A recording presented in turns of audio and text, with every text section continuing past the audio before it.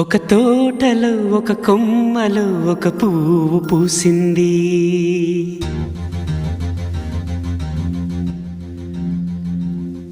మహారాణిలా మహాలక్ష్మిలా ఆ పువ్వు నవ్వింది.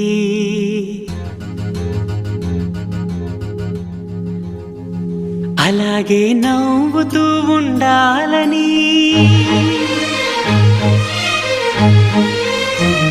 అలాగే నవ్వుతూ ఉండాలని నింగి నేల వాగు వంక చెట్టు చేమ గువగూడు ఆశీర్వదించాయి.